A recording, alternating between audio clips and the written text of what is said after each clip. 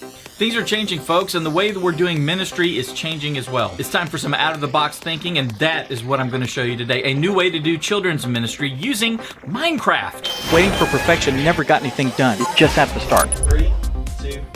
Hey everybody, welcome to another episode of the Church Media Guys Show. Let me tell you something. If you want to learn how to leverage and maximize technology and media so that you can take the gospel beyond the walls of your church, especially now, then start now by clicking that subscribe button and ringing the bell so that you don't miss a thing. With me, as always, is the bearded wonder himself, Justin Nava. Hey, buddy. What's going on, guys? Very happy to be here. Very glad to see something happening that we just have not seen enough of in the church space. And we'll talk a little bit more later. I'm seeing businesses do this a lot. We've talked about it in a couple of Facebook groups, but I haven't seen someone execute it and take that step and say, let's do this. Let's find people and meet them where they are. A lot of times that's an empty statement. Oh, we want to meet you where you are. We're putting our money where our mouths are. And when I say our, that is the inclusive our, because I'm not actually doing anything here. Dave, who's doing the heavy lifting and who are we learning from today? So with us today is actually, Justin, my family pastor, Curtis James. He is he's been at our church for a couple of years, maybe going on 3 years now, and has brought a whole new shift to the way we do family ministry in general, which has been a huge blessing. But especially now that we're in this season where we're kind of forced to do home church and literally virtual church. He's had some really creative ideas. Curtis, thanks for being with us, bud. Hey, Dave. Thanks for having me. Absolutely. Hey, also, we got a friend of mine and yours, actually, who is on our worship team. He plays bass for our worship team. His name is Bobby Cross, and Bobby has actually been doing some of the footwork. So as you're explaining the how and the what you did, Bobby's the one who actually implemented what we're getting ready to talk about. So Bobby, are you with us? Yes, sir. Happy to be here. Curtis, start off by posing the problem that you and I were talking about the other day. Well, Dave, what happened was, as we began to look at what church looked like when we couldn't meet together in the church building for a while, we found all kinds of solutions through Zoom for our adults and even our youth ministry that meets in Zoom in small groups on Friday nights now. But the one thing I was having a hard time with is our children's ministry, especially those 3rd, 4th, 5th graders, because our youth, they're connecting on their own via social media, on their phones, different things like that. But our children don't have the same opportunities. And so I was just trying to figure out, how can our kids, first of all, interact, and second of all, how can they have fun together? Because they're used to having a great time together when they're at church together, and they were missing one another. So that's kind of where the conversation went. We were talking about how the youth are having their Bible studies, and they're doing little groups, little pods of 5, where they get together, and one of the older kids is leading the younger kids, which is a fantastic idea, by the way. We were talking about the lack of fun. I guess that's the one thing that we're all kind of missing with the online experience, is that the wonderful problem we have at our church where the guy who turns the lights off is like, okay, I really need to leave. And we don't want to leave because we stand around for an hour, all of us talking, that real sense of community. What'd you come up with? So as I was kind of kicking some things around, I was just trying to think of a digital space where our kids could get together. I was trying to find, initially for our 5th and 6th graders, I was trying to find maybe an online place where they could come play some flash games together or whatever. But really wasn't finding what I was really looking for, something that we could kind of have control of, but also give them a lot of freedom. And then I thought about Minecraft, because my boys, who are now older teenagers, they played a lot when they were younger, and I played with them because I always play the games my kids are playing. By the way, a family ministry thing, you should always be playing the games your kids are playing, and so you know what they're facing. And so I got real familiar with Minecraft. I enjoyed the game, and I got to thinking about, what if we did something with Minecraft that allowed our kids to come gather together. They could build, they could show their friends, and even we could do some ministry related things inside of that system as well. For people watching, because we have followers of all different ages, but For people that don't know, what is Minecraft? Is it a shooting game, zombie game? Dave made it sound like there might be bad stuff out there. I've honestly never even, I don't even know how you have bad stuff out there, because if you look at it, it looks like it was made in 1987. So what is Minecraft, Curtis? Please explain to the people that don't know. Well, it does look like it was made on the Oregon Trail, but it wasn't actually. So it was really the first in the return to the pixelated approach to games. And it was started several years back. Gosh, I don't know how many years ago now. It went crazy. People just loved it, which didn't really make a lot of sense because the graphics were the opposite of everything everybody was doing. But again, it was beginning to usher in all these games that we see now with Crossy Road and all these different highly pixelated games that are kind of throwback games. And so it took form. But what Minecraft is it was originally designed to be a building survival game where you start as this blocky little guy and you can harvest dirt and stone and wood, and you can build shelters and all these different kinds of things. And then you can survive in that world. But then they also added kind of a sandbox feature called Creative, where you just build and you don't have to harvest anything. You have access to everything. And so it is a building game. Even though it's called Minecraft, it's not as much about mining as it is about building. You want to get your materials. You can build houses. People build all kinds of crazy things. The Roman Colosseum has been built in people's worlds, and entire sets of movies and things like that. And you have to be really creative because all you have are these big blocks, and everything has to be made out of them. There's no smooth edges, and so the game has been one of the most popular games really in the last 15 years. And it really hasn't changed a lot. They've added stuff that you can have, but the gameplay hasn't changed during that time. Now, in the survival mode, the concept is that at dark, monsters can show up, and they're not really scary looking. They're blocky creatures, just like everything else, but those monsters can attack you or something like that. But you don't have to have it that way, and we don't. We've set up our server in such a way where it's peaceful, and we don't have any of the scary things in it. The scary things are not scary things like we're used to. They're scary like the Goombas in Mario, the original Mario, and you've got the little mushroom guys like just walking around. Don't run into them. It's kind of like that. Like there's nothing jumping out at you or zombies. It's a modern day video game, but it's not like that. It's just, it's a mode. It's like jumping on things or like dodging the turtles in Mario. I mean, it's basically like that, right? I've always told people who didn't know what Minecraft is. I said, just if you were to take Lego and make a video game out of it, that's kind of what it is. It's like that, because you basically just have a bunch of cubes and that you can do things with, and just like in Lego, there's doors, so you can leave an opening, and then go to your little toolbox and pull out a door and stick a door on there, and now you have a door to your house. It's very, very simplistic for what is on the back end a very advanced game. Yeah, yes. And what it is too, if for a lot of people that still don't get it, and this is how I explain it to like my dad or my family. I don't Minecraft. I don't play that game. But what it is it's a creative outlet for a lot of people. The same way that people say like, why would you spend all this time building up this whatever looking house looking thing or castle looking thing in this video game? Well, I think you could ask the same question. Why would you spend all this time drawing a bowl of fruit or drawing your favorite character from a TV show? Why would you spend all this time building? Why would my daughter spend all this time building a little hair salon out of Legos? It's the same. It's a creative outlet. There are instructions you can follow to build a hair salon for Legos. There's instructions you can follow to build a hair salon in Minecraft. And just as with Legos, you can add modifications to where you actually if you watch the TV show Lego Masters, you'll see there's a lot more to putting a Lego piece together than just Legos. You could add rotating pieces, conveyor belts, things are swinging across.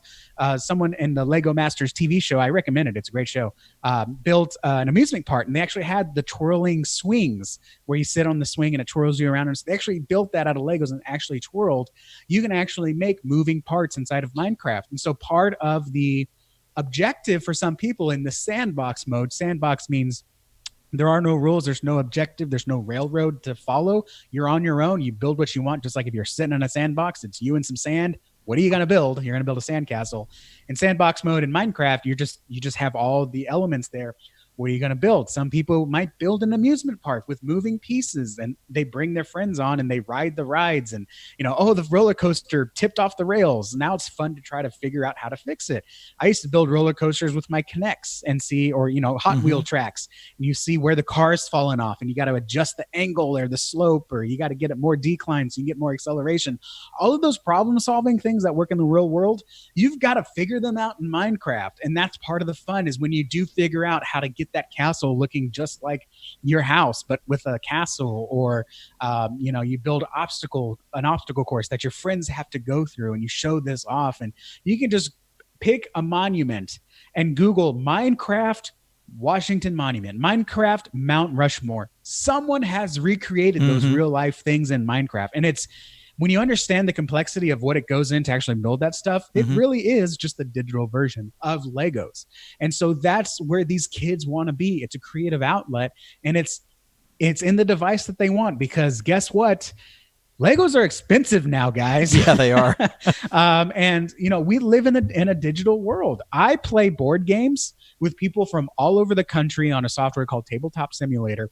And instead of being locally restricted with games that would normally cost 40 or 50 bucks a piece, because board games are also expensive, you're talking about endless hours of creative building instead of buying one $30 Lego set that's going to be built once and then goes in a drawer with a bunch of other Lego pieces. But in Minecraft, you just have Minecraft and you can do whatever you want inside of it. That's a huge thing. So these lower income kids, I'm sorry, I'm going on a rant here. That's okay. Preach it. These lower income kids that cannot afford Legos, or only have maybe hand-me-down blocks that they've been using since they were 3 years old, get them Minecraft. They have a tablet from the school. They have a computer maybe that they saved up, and they have the one computer, and they live in a one-bedroom house and they don't have their own room. They can be creative and explore. This is an outlet for these kids to be creative, and one way, honestly, that they could stay out of trouble. This is a great place for us to minister and witness to these kids that are already in this place. So we know what Minecraft is. We know why it's important to the kids, even if it's not important to us. It's not even kids. I mean, kids. I say kids, yeah. Kids love it. Curtis's wife stopped by earlier to drop something off for my wife, and I said, yeah, Curtis is going to be coming over because we're going to do the interview, talk about the Minecraft thing. And she just was like, oh, the Minecraft thing is so cool. I built a huge tower, and then I put stairs in it where you have to climb up and all this kind of stuff, and I was just like, that's cool. Here you got a mom of teenagers who's jumping in and playing. I mean, that's what's cool. Yes. I think another thing... Yeah, go ahead, Bobby. I think another thing that's really, really awesome right now, too, is these kids are lacking interaction. A lot of our kids I know at our church are really, really social with each other, and really, really, they were active prior to having to shelter at home or quarantine. And this kind of is going to give them a way to interact. My kid's building... My 15-year-old's getting back into Minecraft because of this, and she's building secret compartments in her house to hide things, or, they're having building competitions for water slides, or, Curtis is talking about everybody's going to build a tower like the Tower of Babel, and we're going to have we're going to compare them and see who does what. And it's just awesome for her. It was awesome for me because she was on there last night after he restarted the world. And we kind of made it a little bit more kid friendly. And I told her, hey, get on there. You got to check it out. We restarted it. And she gets on there and she's, oh, Curtis is on there. Oh, Brock and Mason, Curtis's sons, are on there. Oh, Pastor Jared's on there. Here. Do you want the controller for the Xbox? I don't want to play it anymore. And she sat there for 3 hours in the chair, just cracking up at what everybody was doing. And that warmed my heart because she's had nobody but us lately, to hang out with, because we're supposed to be social distancing. So this is another way for them to be social. They're very, very social creatures. And at our church in particular, they love to be a part of each other's lives. And so I think this is why I was so excited to jump on board, because I thought it was just a fantastic idea for our kids to be able to get back together. You wanted to put together a like a private one. How are we doing that, and how are we making sure that no ne'er-do-wells get in there? Yeah. So we began to look first, and I looked into something called Minecraft Realms, because that's what Microsoft's really pushing right now. If you open up Minecraft, pay your X dollars a month, it's like $8 a month, and you can kind of do these things. But then we found out they're extremely limited as to the number of users on at a time. Only 10 can be in the world at a time, and we just didn't feel like that would be enough. And so we kind of branched out and started looking at servers. And there's a lot of different ways to do that. Two primary ways is through a local server, like you install it at your church and they use your IP or something to come and actually play Minecraft on the computer at your location. The other one was to pay for a cloud hosting. What we did find out is the Minecraft server software is free. You don't pay for it, you just download it. And so you can get into it that way. What we decided was we were better off up in the cloud, partially just because of our network security at the church. And we didn't want to have to burrow holes through our security to let people come in Minecraft on a computer that was probably going to be too slow. And so instead, we kind of looked into the server. I had my intern told me, hey, I've got a friend who has a server online in the cloud. And so that started the conversation where we can control all the settings. So there can be no scary stuff. We can have little kids on there. We can also control to a certain degree, depending on how we do it, who's on there, who's allowed on there. So those are the kind of things we looked at. And that's when, as busy as I've been trying to get everything going in all the different directions with family ministry right now, that's when I tuned in with Bobby and really enlisted him to help figure out the solution there. So what did you come up with, Bob? Well, I started looking around. I didn't really know anything about having a Minecraft server or what the options were. So I dug in on Google and first off just found out that there was such a thing as a private Minecraft server, companies that did that. And then I just started looking for, I guess, the top rated companies to host them. Found a list, went through pricing, went through reviews on them. And we ended up with a company called Apex Minecraft Hosting. And that's all they do. They have just different variations of, or different levels, I guess, tiers of gigs that you can get of RAM to run your server on. And it was way easier than we thought it was going to be. Curtis and I were digging around and had all these steps, and we're both familiar with coding and programming, so none of it looked really daunting to us. And then we got to it and he signed up and found out that really it's just a push button and go. It was almost like a turnkey situation.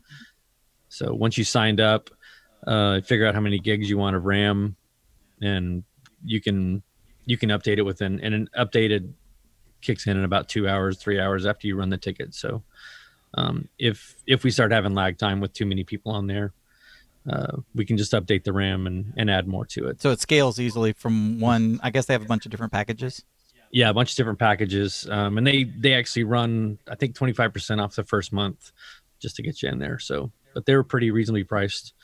And he got me signed up. We got on the control panel and I started live chatting, just kind of asking what we needed to know.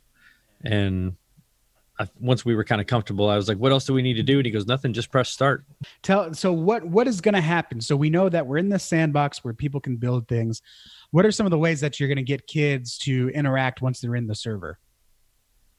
So the mechanism we're kind of using, and we're about to roll all this out, is in our church's schedule right now for the time when we're not able to meet.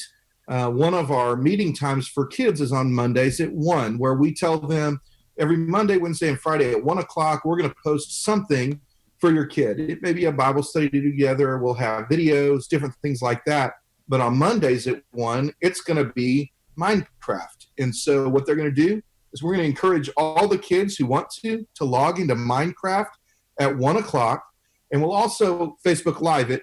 so that everybody can see what we're doing if they're not players or if they're not on at that time.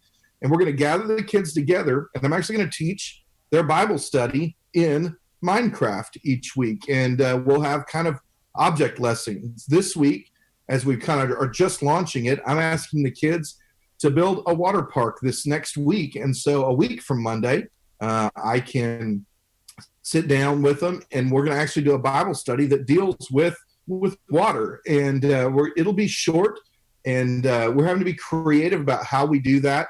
But it's the way we can teach and kind of keep the kids interested. We're also looking into ways to engage this resource during our worship services. Our pastor has 2 young girls, or 3 young girls, but 2 that are old enough to pay attention to what's going on the screen. And they're not engaged, especially when he's preaching. The girls are moving around and they're kind of bored because it's just TV. There's nothing interesting with just one person walking around. And so we're going to look at ways that we might be able to let kids come on during the service, yet still interact with what's going on in the service. And then we're also looking at Easter and the probability that we're not going to be able to be at church together on Easter. My wife yesterday, she's a teacher, and she was putting up the board on her board that she was recording for her online school that she's teaching now. And she had a past, present, and future, and it was Easter. And past was, I took a picture because it was great. Past was a picture of our family when the boys were younger standing in front of the church house. Present was our family sitting on the couch in front of the television watching the service. And then future was her hope that we would be back at the church in the future. And I thought that was just a great thing for her to do, to acknowledge what's going on, first of all. But it was just a great picture that says, hey, on Easter, we very well won't be able to be physically together. And we have a huge Easter egg hunt that we do. And so we're going to figure out a way, and we're brainstorming on it right now, the best way to do a Minecraft Easter egg hunt on Easter that we'll be able to invite everybody to. We'll have it set up where everybody can go around and find the Easter eggs and things like that. So those are just a few of the ways we feel like we're going to be able to use this medium. I am in love with the Easter egg hunt idea. I just had this huge cheesy smile come on my face. If you're listening to the audio, you just missed it, because I'm like, that is so amazing. I love that idea. And it's cool because you can do that in, like you said, we're going to come up with a creative way to do it.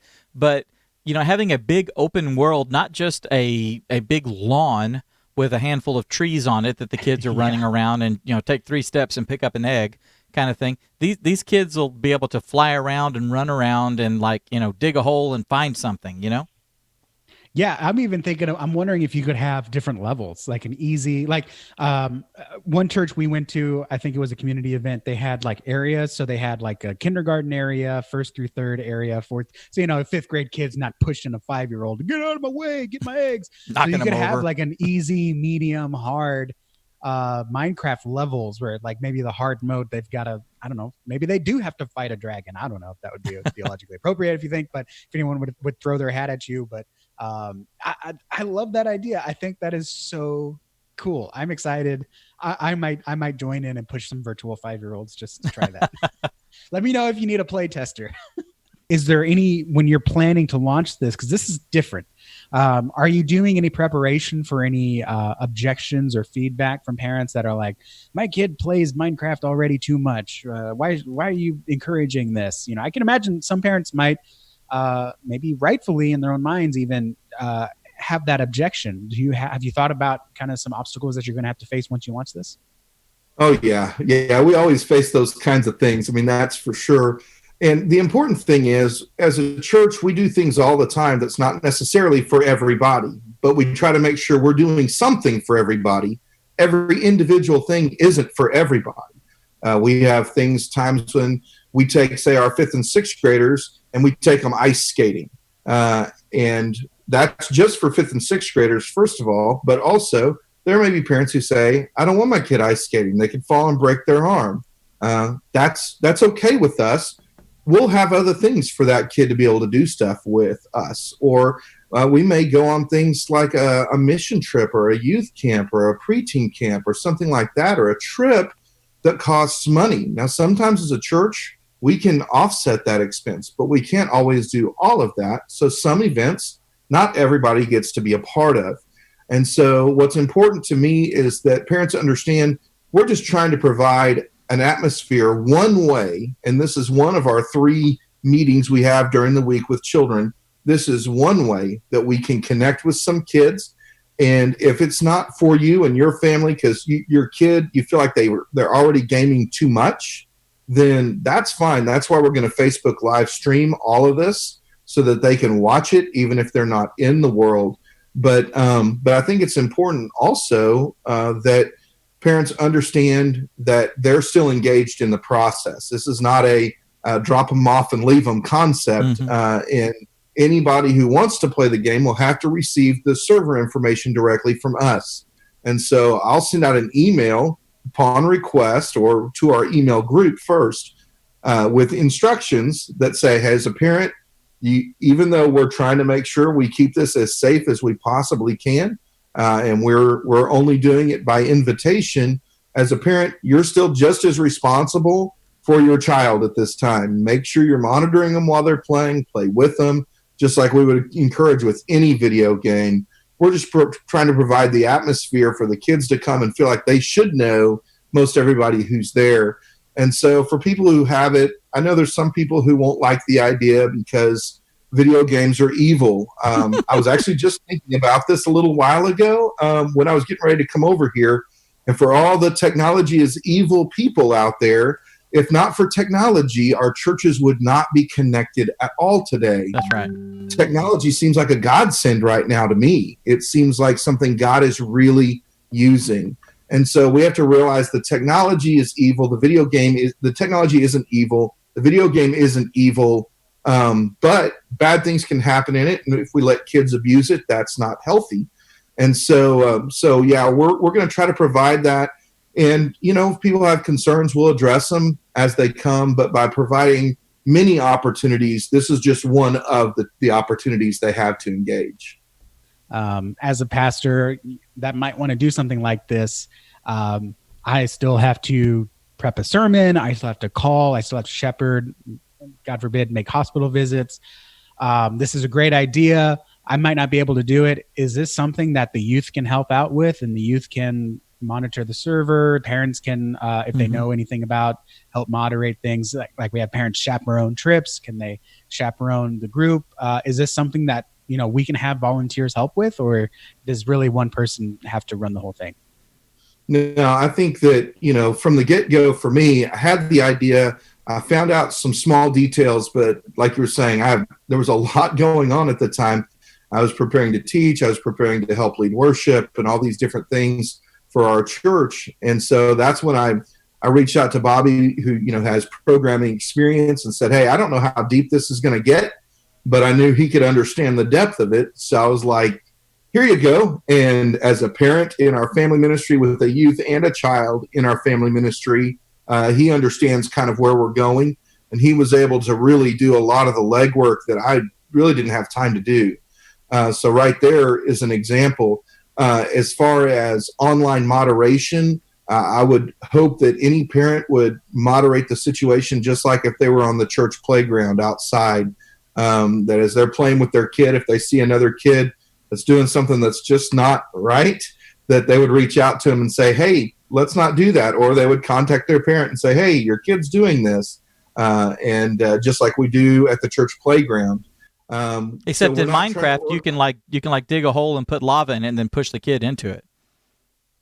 Yes, but we're in peaceful mode, so the lava doesn't hurt you. Oh, right. Okay. You can walk on lava. Yeah, in the chat is all global, so everybody sees everything that's said, and so there's no private interactions, and so everybody sees everything that's said.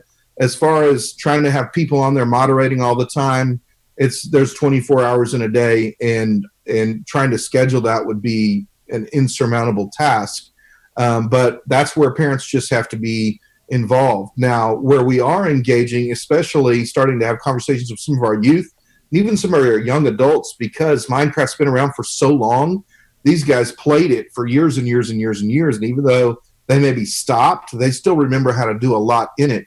And so we're actually going to be tapping into them as to How can we be creative in how we use it? How can we do the Easter egg hunt best? I was told today, one of my sons was like, well, we could put eggs in chests and then hide chests all over the place. You can bury chests. You can do all these different kinds of things. And when they find the chest, they can get the egg out. So there's all different kinds of ideas. And so really what we're relying on, like our youth to do, is going to be to help us be creative. But this is already something in our family ministry model that's essential to what we do. And that is our youth are heavily involved in leading our children's ministry. They lead every single week in our children's ministry. And so they already have relationships with these kids. So when they show up in the Minecraft world, the kids are going to say, hey, come see my house or come see my water slide. And so there's going to be some really healthy interaction there that they've also been missing out on. So our youth will be involved in those ways, and we'll encourage them to do that as well. Fantastic idea. Kudos. Bob, good job, taking the reins and getting everything set up. For those of y'all who want to do something like this, we've got a couple of things for you. First, if you go to churchtrainingacademy.com/Minecraft, that will take you over to our affiliate account with Apex Minecraft Hosting, which is the company that Bobby found to host this, and it's really cool. It may seem daunting, but like Bobby said, it was kind of a one click, spin this thing up, and it goes, and then here's how you log in. And so Bobby and Curtis and I are going to put together a video for you guys that we'll link to below, where you can walk through the setup. We're going to walk through and set one up. In fact, Justin and I are going to set one up for Church Training Academy so that our church media hackers, our insiders, before you guys even spin one up yourself for your own church, you could at least have some sort of familiarity. You could jump in and play and say, okay, I understand what's going on. Plus, it may be just a nice little cool place for us to get together in a different setting. This is really cool. I think this is going to be a fantastic ministry. Thanks, guys, for joining us. Thanks, Dave. Thanks, Dave. Hey guys, thanks for watching. If you got something out of this, hit the like button, let us know, and that'll help other people discover it as well. And if you want to see more like this, more ideas to get your church giving its message to more people in your community and throughout the world, hit the subscribe button. You'll see new videos from us every week. God bless. Now take what you've learned and go change lives.